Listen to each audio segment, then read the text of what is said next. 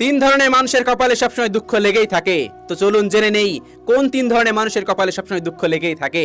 এই তিন ধরনের মানুষ কখনো সুখী হতে পারে না, কারণ এদের কপালে সবসময় দুঃখ লেগেই থাকে। তো চলুন জেনে নেই। নাম্বার 1, যারা কোনোদিন নিজের সাথে হওয়া অন্যায়ের প্রতিবাদ করতে পারে না। তাদের সাথে প্রতিনিয়ত অন্যায় হচ্ছে কিন্তু তারা প্রতিবাদ করতে পারে না। এই ধরনের মানুষের কপালে দুঃখ লেগেই থাকে, কারণ সে যে নরম, চারিদিক থেকে তার শক্ত আঘাত আসবে। যে মানুষটা নরম, যে মানুষটা প্রতিবাদ করতে পারে না, সেই মানুষটার কপালে দুঃখ সারা জীবন লেগেই থাকে। নাম্বার 2, যারা অতিরিক্ত নম্র, ভদ্র এবং বিনয়ী।